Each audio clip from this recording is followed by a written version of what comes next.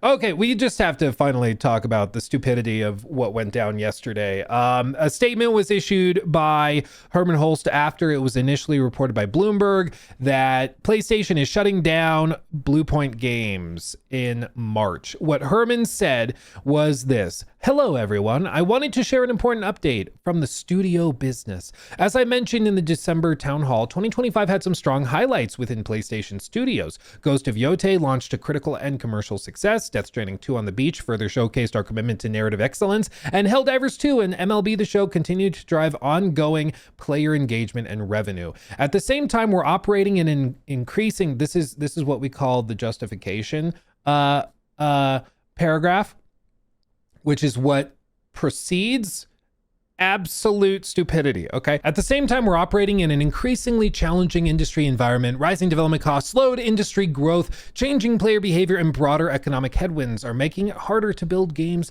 sustainably." It's about going green, guys. "To navigate this reality, we need to continue adapting and evolving. We've taken a close look at our business to ensure we're delivering today while still well positioned for the future." Which all sounds great. I agree, you should be well positioned for the future. You should deliver great products and things that your players like. The very next sentence: "As a result, we'll be closing Bluepoint Games in March."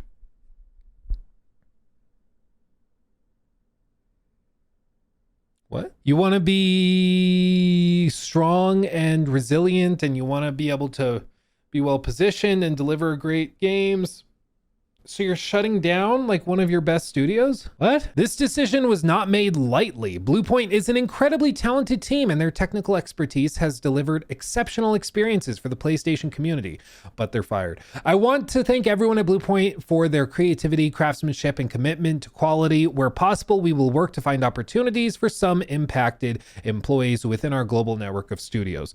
Apparently, based on conversations, some people, I think Detective Seeds reached out to some people and that work at PlayStation, and job offers were not prearranged. They didn't do anything. This was not like planned layoffs or whatever. This is like, screw you guys, you're going home, literally. "While I know this is hard news to hear, I'm confident in the direction we're headed." Literally no one else is. Sorry. Level-headed. I need to be a supportive journalist, don't I? sorry. Creativity, innovation, and building unforgettable experiences for players remain at the heart of PlayStation Studios. We have a robust roadmap for fiscal year 26 with much to look forward to in the months ahead. Thank you for your hard work and continued support. So this kind of took the internet by storm. Everyone was shell-shocked by this. I think this was the collective reaction. Everyone's just baffled, like, what are you doing? What? Like, Bluepoint, just to, again, put it in perspective, Bluepoint are like masters of remakes, okay? Masters of it. And they launched like a PS5 launch title that got a 92 on Metacritic. Do you have any idea how hard it is to do like a reimagining thing and land with a 92? Oh, look who it is. Look who it is. What is this? Hold on, I didn't plan for this. What is this video? Look who it is. Hey everyone, this is Herman Hulst, head of PlayStation Studios. As you probably know, we got a commitment to quality here at PlayStation. Oh my God. Dude, you can't make this up. Like, we have a commitment to quality at PlayStation Studios, and this is why we are firing all of them. And that is why I'm so proud to introduce a new member of the PlayStation Studios family. For now. Dry up, you claymation looking ass lizard. Man, I can't even stand it. The fact that this guy's been put in charge is absolutely amazing. I hopped in Photoshop and I made this because this is what I was feeling. I felt like a boomer. I was like, there's got to be a faster way of making these memes, but with it, like, literally, he could have had them go and do something like this, but instead he's doubling down on like the Horizon live service, Horizon I always forget what it's called. Hunter's Gathering. He's doing that. Like, again, fair game dollar sign.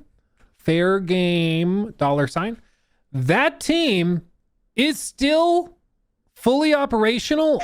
It's still reportedly in active development. And this is after they had a play test allegedly, I think it was early last year or late 2024 or something, where the feedback was so negative, they literally fired like the co-founder of the studio. She left. The feedback was so rough, allegedly. It's not like they've openly talked about that, but like this gets the thumbs up. This gets millions and millions and millions. The team that did Demon Souls remake, no. They are not part of the family anymore. Like, I know it always sounds weirdly Arnold Schwarzenegger, but that's just what happens when you try to sound like a lizard. I mean, it doesn't work. Your mouth doesn't move that way. Now, I've been trying to think why they would possibly be doing this, why they would be shutting down the team they could have assigned like a Bloodborne remake or a Killzone remake. And I think that there's a couple of different pieces to it. For one, we know that Bluepoint has said they wanted to do something original. They didn't want to just be the remake studio. And frankly, I get it. You know, remaking other people's stuff, I'm sure it's not the most creatively fulfilling thing ever. So I can understand that sentiment, but it's also a job. And if Herman told them, you're going to do the Bloodborne remaster, remake, whatever, they would do it because he's the boss. And if a studio founder or leader at Bluepoint was like, no, he'd be like, okay, you're fired. Put somebody else in who would kill to direct a Bloodborne remake. And they would do it. You know, he has that power. They could have done that. They literally could have done this. But instead, he's taking the money away from them, funding away from them, and giving it and greenlighting projects like this. Now, I'm going to be real. I do have a bias. Okay, I do. Shocker. I like the single player narrative stuff. I like single player open world adventure games. It's possible that playing a game where the protagonists all look like different versions of puff pastries could be fun. Maybe it is fun to play a game like that.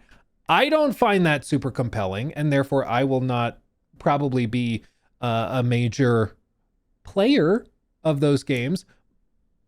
But that's just me. But I think what we've seen in the last few days is a collective rejection of this whole thing. And I think this is the big miscalculation that I think Xbox made when Phil Spencer announced they were shutting down Tango Gameworks. And I think it's the same thing that's happening here. On paper, I think there's a way to justify this closure where I'm sure sitting in a conference room and looking at spreadsheets, they decide, yeah, we're good. They're looking at Bluepoint and they say they have this many employees. They cost us this many millions of dollars a month. They haven't put out a game since 2020. We just canned their last attempt because bear in mind, Herman Holst bought them with Jim Ryan. They acquired them and they put out the Demon Souls remake. And then they forced them to work on a God of War live service game. That's been reported, I believe, by Jason Schreier, that they were working on a God of War live service game. Who thought that was a good idea?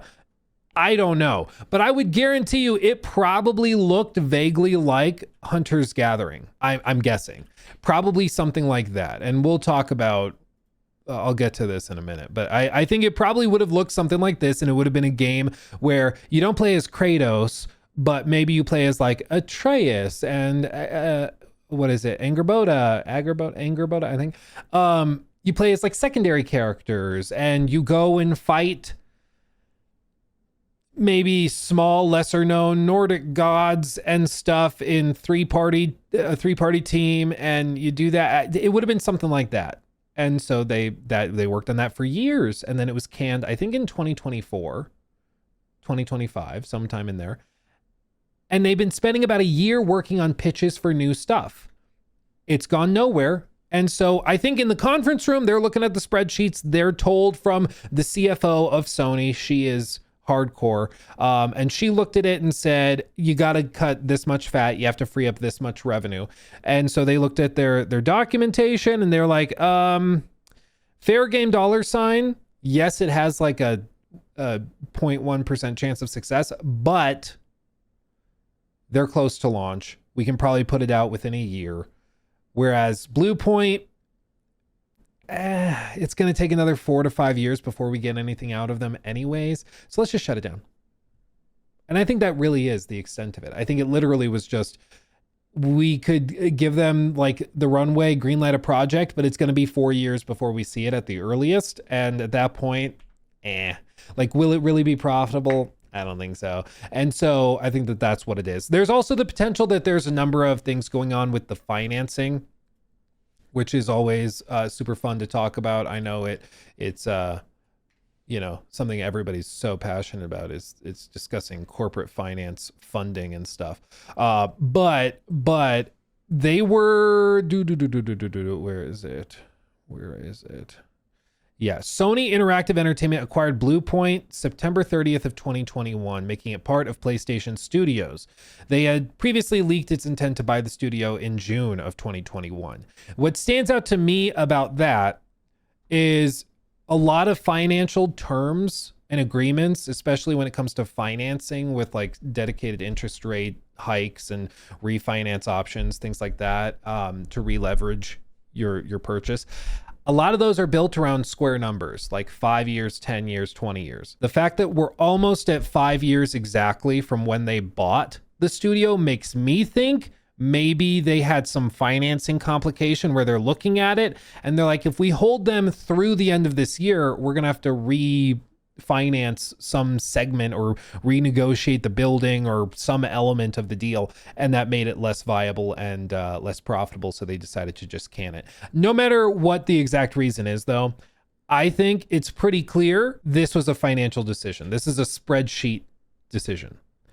And that's what's been echoed by some, like Jacob Navok, I think.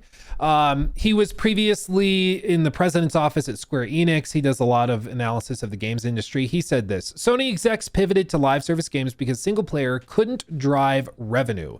Look at the Spider-Man 2 costs and performance. And see the interview with Ball Matthew and Chris String from today. Don't get mad at Sony for doing the rational thing and placing bets on the more profitable potential output. If you know single player games are losers, you're better off attempting the live service route, even if 9 out of 10 don't make it.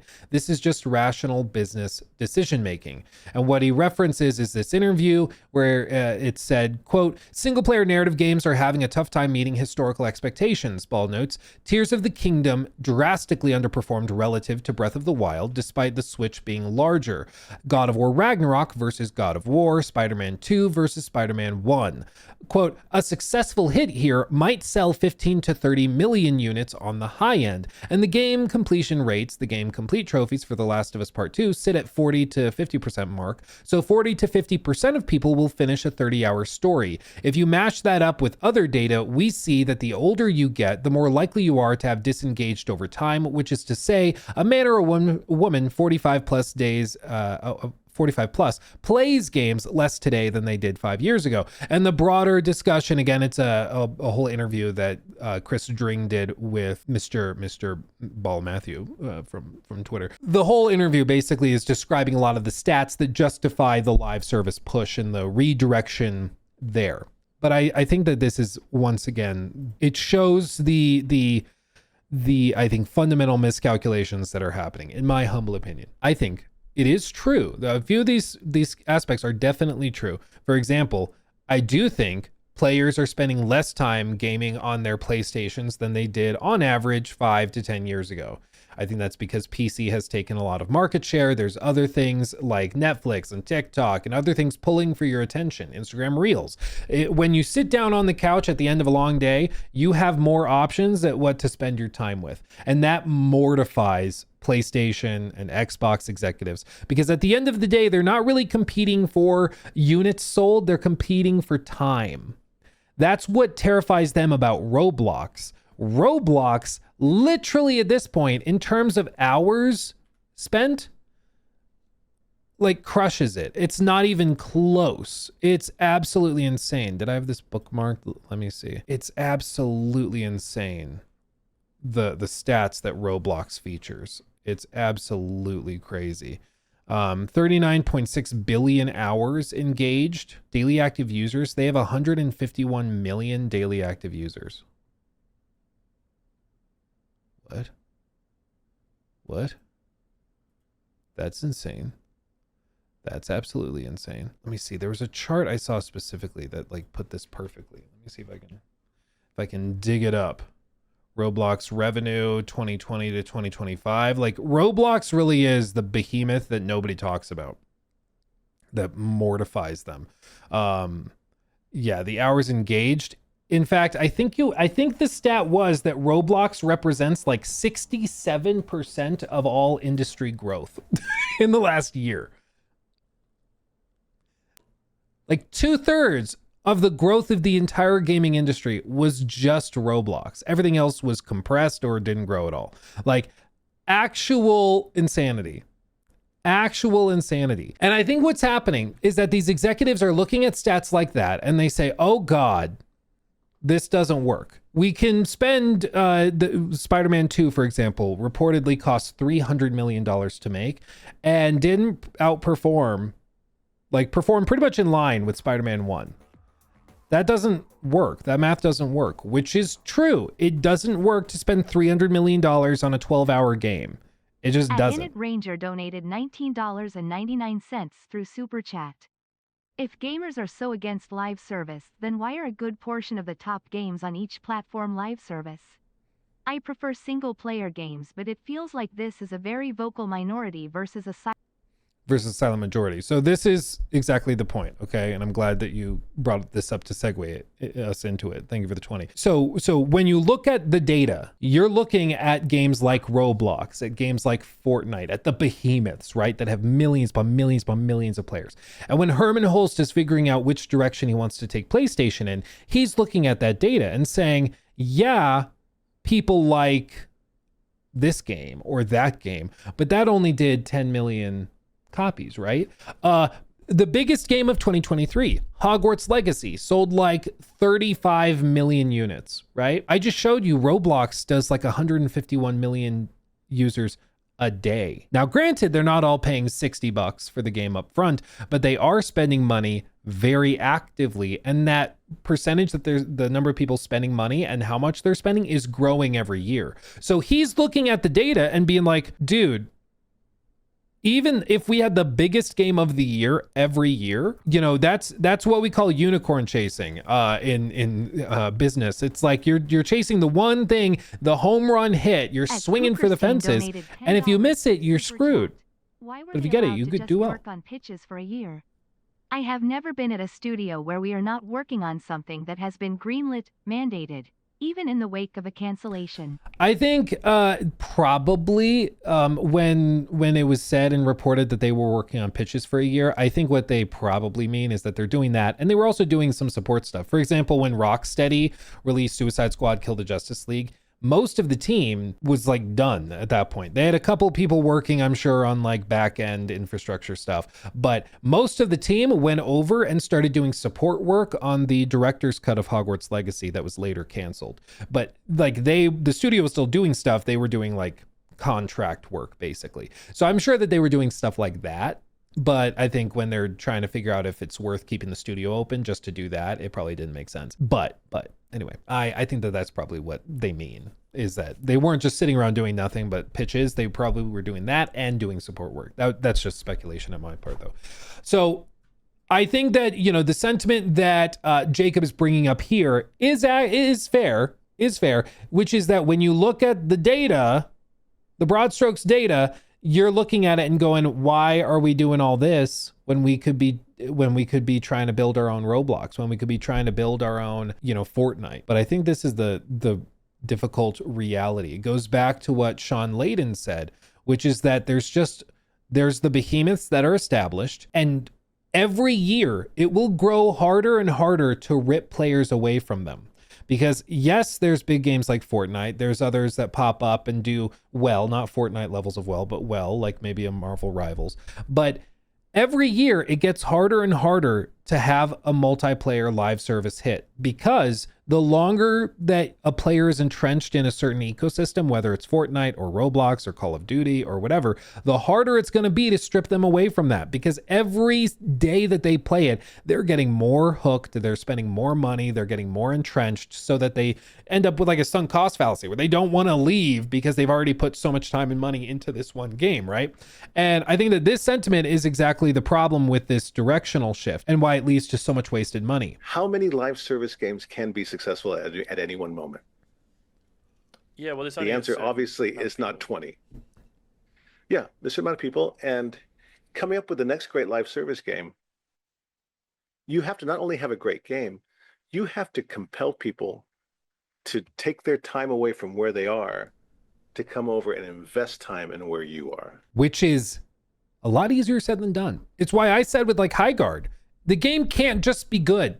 It has to be so good that you stop playing everything else. But that's not fair. We tried really hard. We worked really hard, and we haven't been, our game hasn't been receiving updates and made billions like Call of Duty has or like Overwatch has. So it's unfair to expect us to come out with what Overwatch has. Cool. Yeah, it's unfair. Life's unfair. Suck it up, Pookie. Like, what do you want from me? What do you want from me? One of the things my mom said probably every hour growing up was, life's not fair. What do you mean? Jacob got his cookie he got in his lunch is bigger than the cookie I got in my lunch. Okay, life's not fair. Cool. Like, once you learn that lesson in life, when you're 4, it should get easier to navigate it. Life's not fair. When you launch a game like a Marvel Rivals, you are competing against Overwatch, but established over years and years and years. I think Marvel Rivals lucked out because it launched at a time where Overwatch, the team was asleep at the wheel and had not really been trying for years. And so it was the perfect time for them to come in and show, look, this is how you do it. This is what like an engaged team can do. And it woke them the fudge up. And now you're seeing an Overwatch, I almost said Overwatch 2, but it's back to Overwatch 1. You're seeing a resurgence of that game because people are like, oh, they're trying again. This is awesome. But barring a pretty lucky go of it like that, like, just timing it perfectly, you're fighting a massively difficult uphill battle. And this is my frustration with Herman's direction. The data he's looking at justifies his decisions if the execution can be assumed, which I don't think it can be. At this point, I think 10 years ago, 9 would fail, 9 live service attempts would fail, and 1 would succeed, paying for all the failures. Now, I think it's more like 49 fail, 1 succeeds. Core games are mad cause we want Bloodborns and Titanfalls, not High Guards gets shoved in our faces. Point 1 stone, it's out of touch. 3+ times is an insult. Don't take budget from what we ask for to fund Concords. Thank you for the 10. I think that this is a sentiment that is fair to bring up. A lot of the core gamers, and this is what's also been assumed, is that you could make a game like a Horizon Hunter's Gathering, and the players that enjoyed, I'm sorry, this one, I just have to say this because it bugs me so much. The lighting in this shot makes it look like she has a beard. I know she doesn't, but it looks like a 5 o'clock shadow. Does it not kind of look like a 5 o'clock shadow? Like it does to me. Every time I see this angle, I think she has a beard, and I'm like, what? And then I realize, oh, it's just the weird lighting and the way it's cascade. It breaks my brain every time I see it. And now that I've shared it with you, you can be bothered by it too.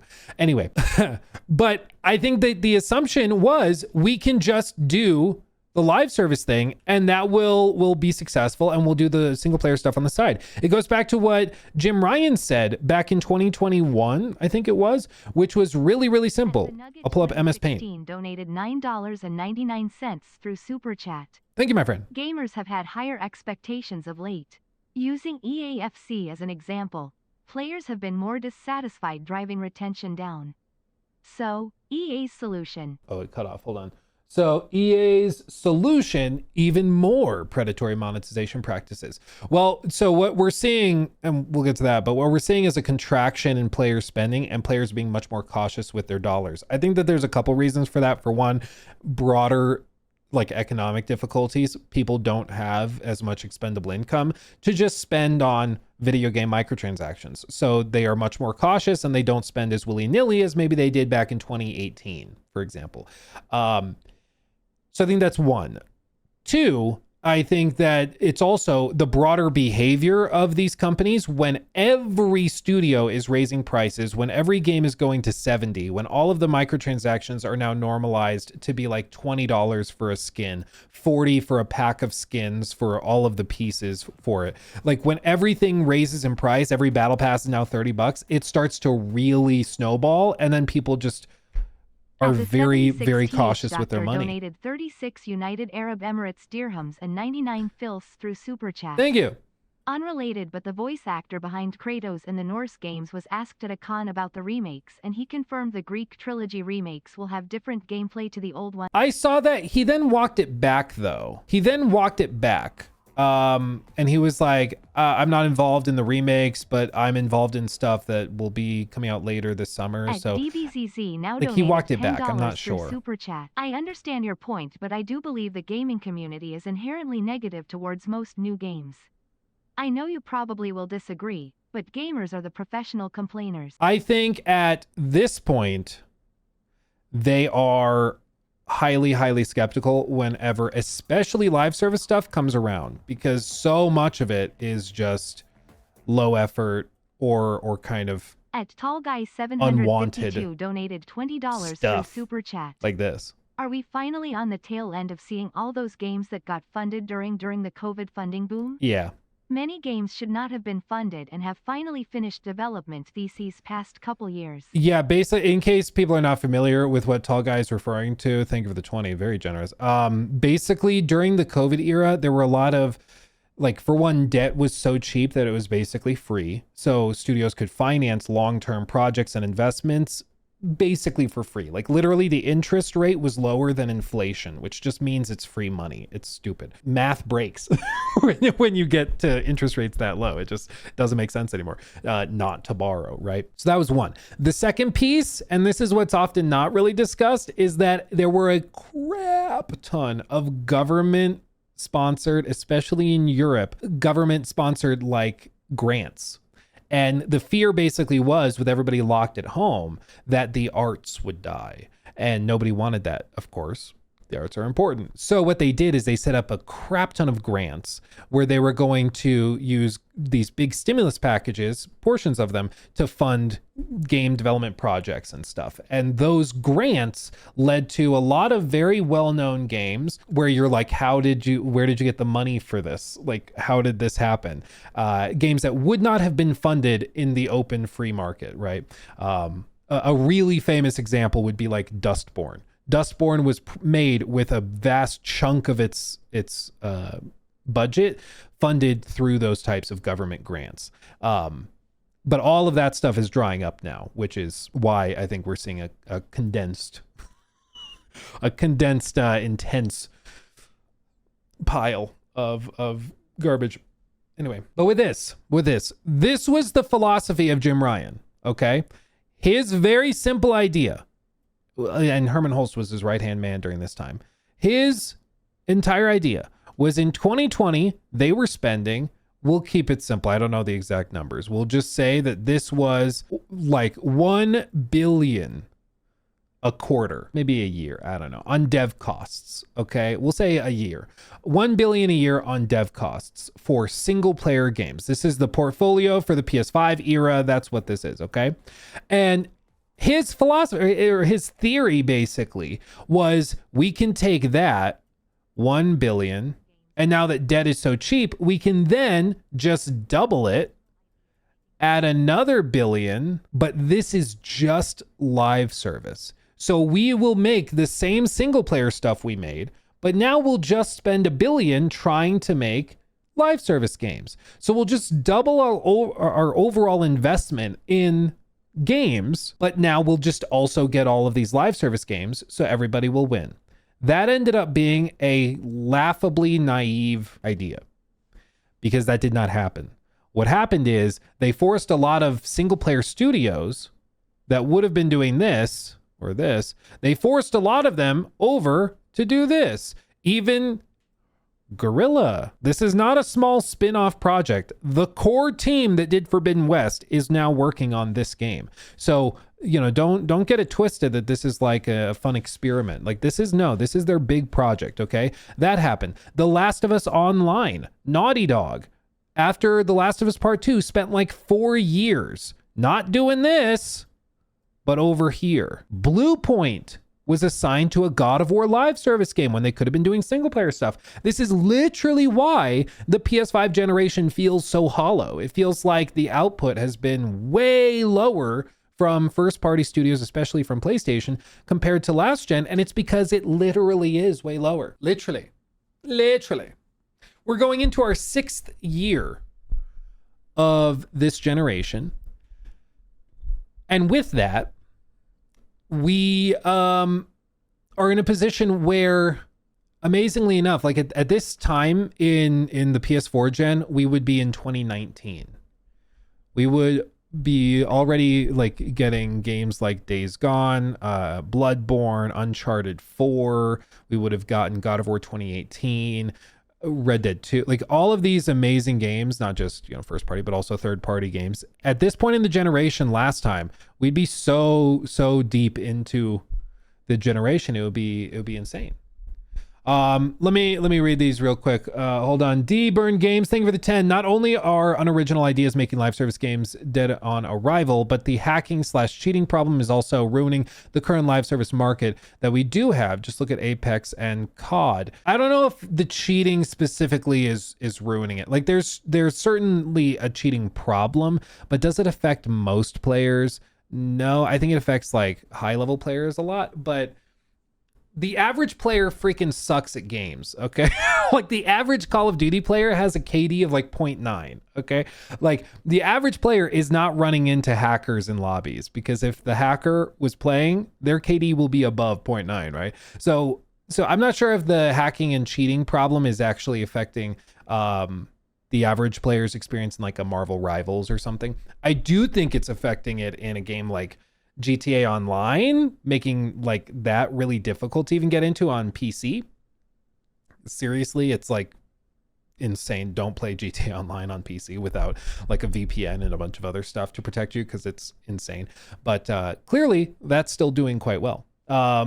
Let me read this one. DBZ, thank you for the very generous 20. My main issue with the community is that they seem to care more about aesthetics rather than the technical execution of gameplay and mechanics. For instance, Intergalactic was immediately written off because she's bald. I think the dangerous thing is to conflate Twitter reactions with general gamer consensus and feeling. My stance on Intergalactic was and has been that I just think it wasn't a very good trailer. It doesn't tell you much of anything about the game that you're going to be playing. I just thought it was a bad trailer. Like, ignoring leaks and rumors, what is Intergalactic? We know literally nothing other than like maybe it's going to be hunting down your team of bounty hunters or something. Like, we know nothing. Now, the leaks have told us it's taking inspiration from games like Elden Ring. It's going to be very open. The combat is way more deep than anything they've ever done. Things like that. But that's not official. That did not come from the trailer. So my point was the trailer was just bad. I do think certainly there were some people that just saw, lol, she's bald, and lost their minds at that. I think that's silly. Like, I think it's silly to not play a game because the character's bald, but is there a term for that? Is there a term for like people hating bald people, like racism but for bald people, like baldism? Is that a thing? If not, we should make that a thing. That sounds funny. And then D-Burn, thank you for the 10. Not only are I just read that one. I'm a professional, as you can tell. And then Nate Schmidt, thank you for the 12. Sorry if it's getting annoying with this question, but when you go to that Crimson Desert thing, would you see if the red items in vendor menus are character locked weapons or armor, or if that's showing a buyback system? Ooh, interesting. That's a good question. I will investigate that. Thank you. If I get access to one of the shops, I'll figure that out. Thank you. Thank you. And then Tony, I got Black Ops there Black Ops 3 on PC, and it got hacked because I played online. Be careful with you guys. Just in general, be careful doing any online stuff nowadays. But with this, again, this was the philosophy, this was the theory, was that you could just double the spending, and the output from single player would remain the same, but we would just get a bunch of live service stuff. That did not happen. Instead, output from single player studios plummeted. The live service ventures they pursued ended up being far less successful than they thought. I think they were doing this with the assumption maybe like, hey, maybe 4 will fail, but if we can get, that out of 5, we get the 1 success, which in this case, I guess would be like Helldivers, that will make it worth it. And then the next 5 attempts, we'll throw out a bunch of stuff. And if we get 1 that pops off, we have our Concord Star Wars level success. It pays for all the failures. That's the philosophy. But I think what's changed in the last 5 to 6 years is that this is no longer the reality. I think nowadays it's more like 19 out of 20 fail. And even then, you got to think about the level of success, right? Because it's true that with this, a Helldivers can pay for the 4 failures. Sure. Can a Helldivers pay for 19 failures? No. It doesn't make that much money. You need a much bigger success. You need like a Destiny 2 success. And does anybody, even the people that like what they see with Hunter's Gathering, does anybody think that this is going to blow up to the level of like a Destiny 2 or an Overwatch or I'm trying to think of another, like a Genshin Impact or something? Like, does anybody think that that's going to happen? Like, for real? Like, even if in its most successful outcome, I think it at best ends up being like a moderately successful Dauntless, but we also know how that ended. Like, I just don't see how this pitch would have ever turned into the Fortnite level success that I think they need for the math to math. And I think that's the fundamental problem and disconnect, is that it just, they're greenlighting all these things, but even if this is successful, I think its ceiling is way lower than they would need it to be. And I think that's a big problem. I think that's a big problem. It's just, and you could say, well, Luke, maybe one day it'll grow into a Roblox or into a Fortnite, just like Fortnite did. Fortnite started not in its current form. The Battle Royale was kind of like a spinoff. I got Fortnite when you still had to buy it physically in stores, and it had that like single player mode, the like defense mode or whatever it was called. And that's true. That was also 10 years ago. Times change, literally. Like they change. So I can admire experimentation, trying new things, but I think that all of this is based on a couple of very, very flawed premises, which is that, for one, you can double the spending and that you can retain single player output. That's not true. Secondly, the assumption that if you make a live service game in an established IP, fans of the IP will come over and play it, giving you an assumed boost to your engagement. That's not true. Do you really think fans of God of War Ragnarok or the original trilogy would have gone over to like a God of War Hunter's Gathering game? I don't think so. Maybe a few, but I don't think so.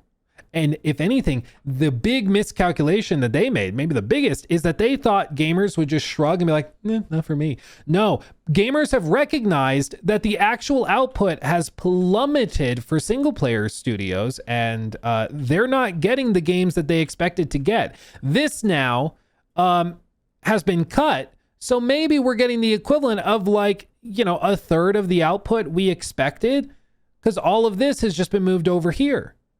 And that pisses them off.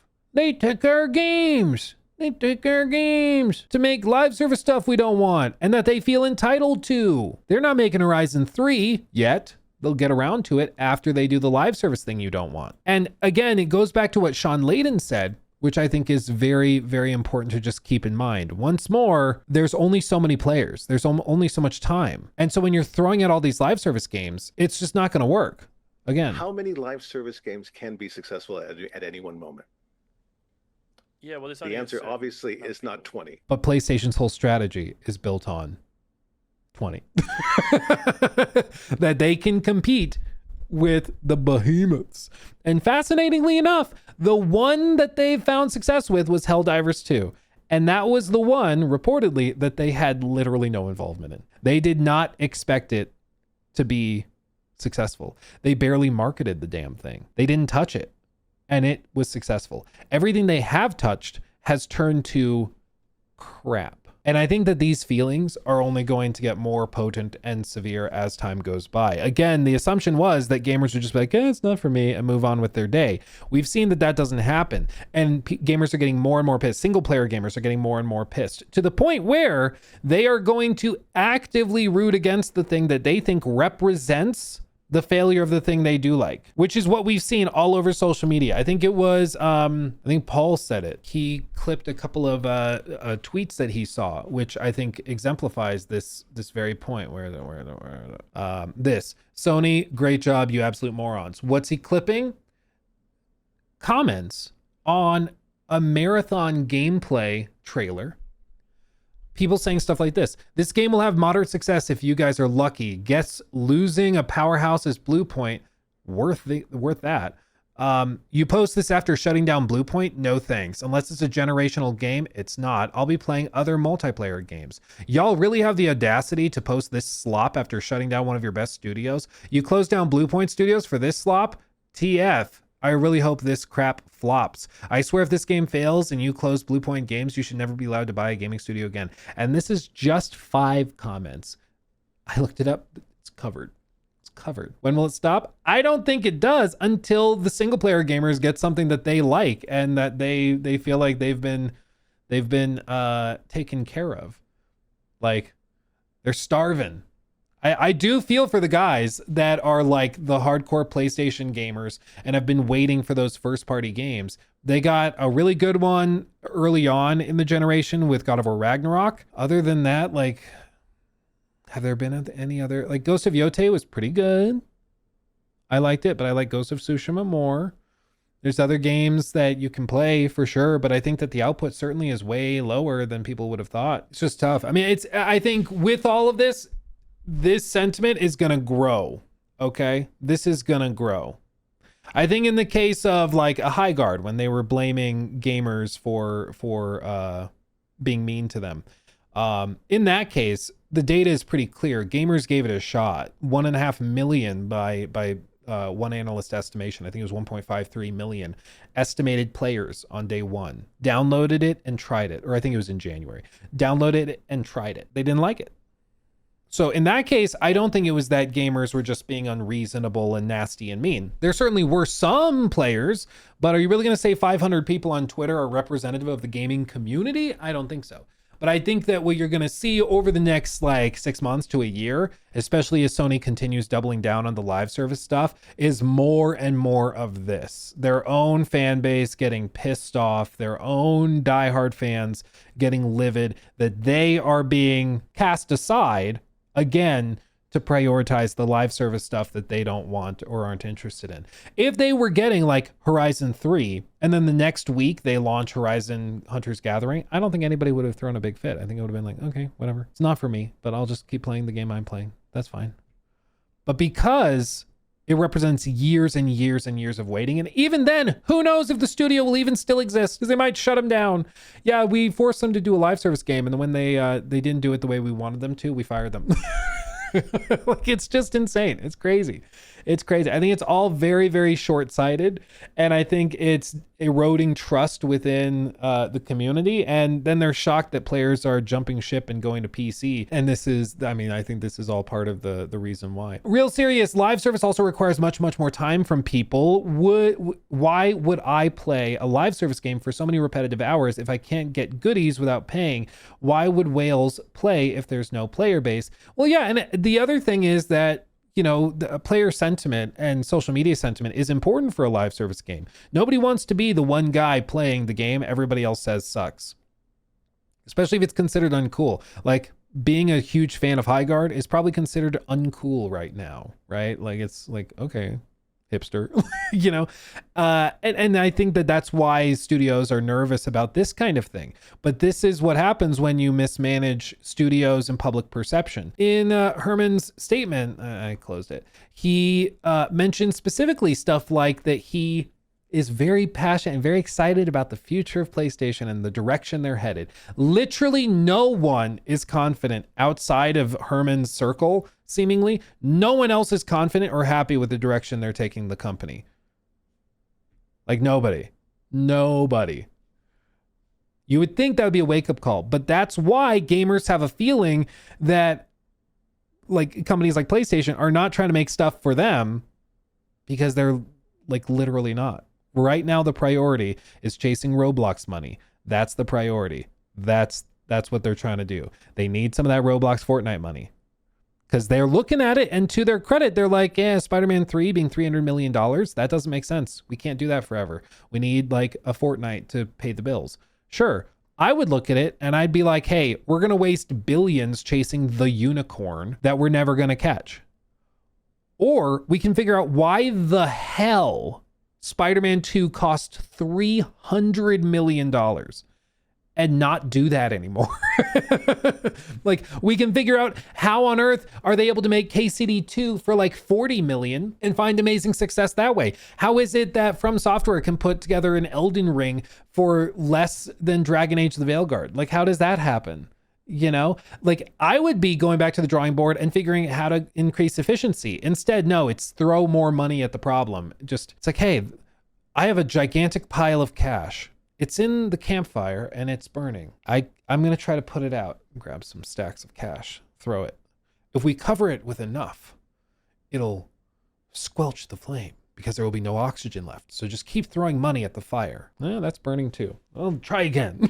Like, that's literally what they're doing. It's insane. It's crazy. It's crazy. Frosties, thank you for the 10. Thank you, Luke. I really enjoy your down-to-earth content and takes. Keep up the good work. Thank you, my friend. Appreciate you being here. Nico, thank you for the 10. The blank canvas nature of Fortnite and Roblox made collaborations possible, drawing in new audiences constantly. Their only IP that allows for that is Astrobot. Yes, it is. And I think their point is that they could broaden it and they could twist it and bend it to make it work. Again, I think the reason they're using IP like they were trying to use God of War and The Last of Us and now Horizon is because they thought we can just make a live service Horizon game and then all of the Horizon players will come over and play it, and boom, day one, we have millions of players built in, which is just so naive. I can't even fathom it. But it's something I've heard from other studios. I remember like years and years ago, discussions of, like, this is probably around the time of Valhalla, discussions over making a multiplayer Assassin's Creed game. And one of the discussions was like, well, yeah, Assassin's Creed Valhalla has this many millions of players. So if we do a live service multiplayer game, boom, they'll jump over and try it. I'm like, I'm not sure they will. You know, it doesn't really work that way. DBZ, thank you for the 5. If I remember correctly, didn't Demon Souls remake underperform for a console launch title? I think that it wasn't like, it certainly was not a Breath of the Wild level success. I think the problem was also at the time that it launched as a launch title, the PS5 was riddled with like scalper issues, supply chain issues. I don't know if you remember, but like you couldn't find one. You couldn't buy one, both because of supply chain issues, because of lockdowns, but also because of scalpers. It was really bad. So there were a bunch of PS5s out there, but like you couldn't get one because they couldn't get delivered to ports or because scalpers bought them up. So there were just, you know, people waiting to buy it. So that could have skewed the data. But I don't know if they ever did like a comprehensive analysis after the fact. Velvet, thank you for the 10. Have you seen the new Bungie tweet that basically said, yeah, we have no Destiny 2 content till June, but here's Marathon. At this point, the hate towards Marathon from the Destiny 2 community has reached critical. Yeah, I've seen more crash outs. That's another one where I think that they assumed a lot more Destiny players would be moving over to Marathon. And I assumed that there would be, like, it made sense to me that, okay, Destiny 2 players are not getting any love, so they might try something different from Bungie that they are putting a lot of effort into. But I think that we've seen it's not really gone that way. The rage has started to take over, and now they're just pissed. Christopher Burnett, thank you for the 5. Square Enix just teased a Nier Automata announcement saying to be continued. Even Jeff Keighley reposted the announcement on his social media. Yeah, I think they've got something. They also just passed 10 million copies sold and stuff. I wouldn't be surprised if there's something cooking there, something developing. Real serious thing for the 9 months. Maybe they could have just remade PlayStation Home in a way. It was basically a Roblox type already in its heyday, and they used it to market stuff too. That would be an easy peasy thing. And then I think that that's additive. I think that that's like, okay, we're just going to do something new and build upon that, which I think people would be fine with. They don't like people that love franchises like God of War, Horizon, The Last of Us, Assassin's Creed. They don't like the feeling that it's being messed with and manipulated to try and manipulate them into spending money on a live service game they're not interested in to begin with. They don't like that. They do not like that. But if you build something fresh from scratch, then I think they're more open to it. But that takes a long time. It has no name recognition. You got to build that up. And I think that that's also the problem. It's the same reason why, and this is something that's plagued other industries too. For example, like Disney. Disney at the Disney parks used to have things like Frontierland, and they had like Tomorrowland and things that were more generic themes. Now, what do? Everything is like Cars Land, Toy Story Land. It's like, just find the recognizable IP with name recognition and put it in there, and then boom, all of those fans will show up. It whittles it down to like the most, again, over analytical spreadsheet thinking, and it drives me crazy. Do they not still have them? They're actively tearing them down. They're being torn down to build new things like Monsters Inc. Land and stuff like that. It's a whole thing. Yeah, they're actively tearing them down. Robbie the Sky, thank you for the 500G. Looks funnish.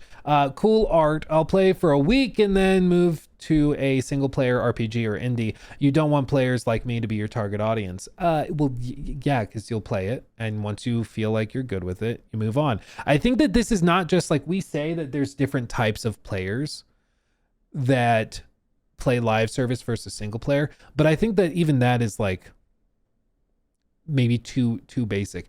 I think it's literally a difference in brain chemistry. The types of people that get dopamine, like little drips from live service stuff, from grinding dailies, for example, and can do that every single day because it's part of their routine and part of what they do. Those types of people, their brain chemistry is different than like mine. I'm going to be real with you. I've played lots of live service games. I play them in small spurts, I'll hop on Overwatch with some family members and stuff. Same with like Call of Duty, I don't think I've ever intentionally grinded daily achievements in a Call of Duty game. Luke, it's called ADHD. maybe that's what it is. But that's my point, is I think that it's not just like, well, they just need to try it and they'll like live service stuff. Like, no, I think that the gameplay loops for some of these live service games are literally built around different brain chemistries than the players who are like sitting down for a 5-hour session of KCD2. Like, I think that's just a different vibe. That's a second job. Yeah. Well, it's the same thing with like MMOs. There's people that like, have 10,000 hours in an MMO and they still are having a good time, even though they've done that boss fight 1,500 times, and it just works for them. That wouldn't really work for me. My brain doesn't work that way. Just doesn't work that way. I'm glad that honestly, I'd probably have more fun if I could find one game I could put 10,000 hours into and just be happy, but my brain just doesn't work that way. Let's see. Isaac, thank you for the 10. That's very generous. Thank you, my friend. Appreciate you. Thank you. John the Tank, thank you for the very generous 20. Thank you. Incredibly generous. These PlayStation games would do a lot better if they didn't keep them locked to one system for the first 3 months to a year. To be fair, the live service stuff, they do bring to PC day one, typically. I think they did that with Helldivers. There was the whole scandal with like requiring a PSN login day one. That they walked back because the servers were broken, and that was like a whole mini scandal by itself. But yeah, with the live service stuff, they bring it to PC at least. Why would a sequel sell more copies than the first game? If you want more copies sold, stop exclusivity. I think what they're doing is they're comparing something like Spider-Man 2 to Spider-Man 1, and they're both exclusive to a console. So they're like, yeah, They're just not at the same level. And they do adjustments for how many units have sold, where like this console is in its life cycle. They'll adjust for that. Even then, these sequels are not outperforming the first titles, at least not anywhere near as much as they should to justify the expense. And I think that's the problem. The economics of the blockbuster video game were broken right after COVID. And I think it's because efficiency plummeted, maybe because of work from home stuff, maybe because of heightened player expectations, maybe because cost of living crises, maybe all of those. But pretty clearly, like, productivity plummeted. Games are taking 6, 7, 8 years to make now, and even then they launch with bugs and performance issues, and they're only 15 hours long, and people are like, what have you been doing for this long? You know, I don't understand. So I think that the economics of the big blockbuster just kind of fell apart. I know anytime I say 6, 7, god damn it. every time. Rudy, thank you for the 10. As a huge PlayStation fan, I'm worried about Bend Studio and Media Molecule. They haven't put out anything in a while. Yeah, I like Sony Bend because I liked Days Gone. That was in 2019. So they've not made a game in longer than Bluepoint. And their game was like in the 70s on Metacritic, and Bluepoint's was in the low 90s. Like, if you're trying to gauge it based on quality and critical reception, which typically PlayStation cares a lot about, what are we doing? But I think that that's also part of the shift. You know, I think we're just starting to see a shift where PlayStation is not starting. We've been seeing this shift for years, but I think Sony no longer is prioritizing like cream of the crop critical reception, and they're going more for volume. Sons of Sparta, like for a big IP, like a big title like this is crazy. Anyway, circling back, Jacob's gonna kick my ass because he's like, you didn't close out the last segment. So I'll close out with this. All of this to say, I can't stand Herman Holst's leadership. He literally had the chance to make this happen, and instead he's choosing to prioritize games like Horizon Hunter's Gathering. And I understand why they're doing it, because the industry more broadly is getting more difficult. But I think they had a choice to make, and it was, we can break it down. We can try to figure out a way to make these games more efficiently, and maybe when a live service game makes sense, greenlight it and give the team the time to work on it, like with a Marathon or with a Destiny 3 or something. We can take the time to figure it out, but we're not just going to throw 10 things at the wall and hope one of them sticks, because eventually that's going to lead to problems, and that's what we've seen. I remember making a video back in like 2022 saying, I think, the idea of throwing four games at the wall, they all fail, and then getting one successful live service game, it makes sense if that's making $1 billion. But I think what they're not factoring into is the reputational damage of knowingly releasing 4 flops. I don't think that really works long term. And what I didn't expect is that the industry would become so much more hostile towards live service games, which is what's happened. Now it's not like, oh, well, we'll give it a shot. I remember looking at Helldivers, the initial trailer, because they weren't marketing it. It was at like a state of play. It was one of the first things they showed for like a minute. And I remember seeing it and being like, probably not for me. I just don't really understand what that game's about. And it ended up being fantastic, but I think that the lack of attention that game received probably helped it. Now there's a spotlight on every one of these live service games that they do, and all of the single player gamers that have been kind of left behind this generation, they are just pissed that they are being forced to sacrifice the slam dunks that would make them very, very happy at the altar of the live service, what they consider to be slop. And it's not a shocker that they're pissed. I think the industry will level out, as it always does. I think there's still single player games that are popping off, doing incredibly well. I see, one person mentioned KCD2. I think that's a great example of a game that did very well, was properly scoped and managed, was amazingly polished for how vast and expansive it was. And it didn't cost an arm and a leg to make. I think the budget was like $40 million. In the age of Spider-Man 2 costing $300 million. If I were Herman, I'd be a lizard. But if I were in his position, I would be evaluating things and being like, why did that cost $300 million? Who bought a $150 or $150 million mansion on the team? Because that money had to go somewhere. I don't understand how it could possibly have happened like that. We got to figure that out. I'd break it down and I'd be reevaluating that. And again, greenlighting a live service project when it makes sense, but focusing on what we do well and building the community from there. Because ultimately what I think PlayStation has done this generation is they've shown a couple of solid games that were in the works before Herman Hulst took over, like God of War Ragnarok and Ghost of Yotei, which also got greenlit, right around 2020. So at the very, very early stages. But other than those, like most of their output has been mediocre and just lazy live service crap, and has demonstrated a real disconnect from the reality of their own fans and player base. And I don't think it's going to get better as long as he's in charge. I don't think it's going to get better. I think, again, if you think that this is bad, I think they're going to lay off even more. And I think that they're going to also release even more insane garbage that you're going to be like, who greenlit this?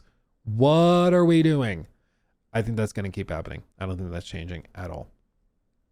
So there you go. Let's see. Velvet, thank you for that 10. They've already mastered live service games in the past. Mass Effect 3 multiplayer, The Last of Us multiplayer, Left 4 Dead 2. Those games are still being played to this day. All they need to do is remaster or enhance them to recoup their losses. I think the thing is that they're looking at those and like Last of Us multiplayer, for example, those player counts that they have on like factions, I don't think are anywhere near high enough to justify basically an entire studio working on it, which is what you need if you want to create an actual live service game that makes $1 billion a year, which is what they want. Like, that's the thing, is they don't want something that has moderate success. They want the unicorn. And they're willing to sacrifice 20 horses hoping that one of them pops a horn out right before they execute it. And it's just, I don't think it's working pretty clearly. I think it's not working too good. Frankly, gonna be real.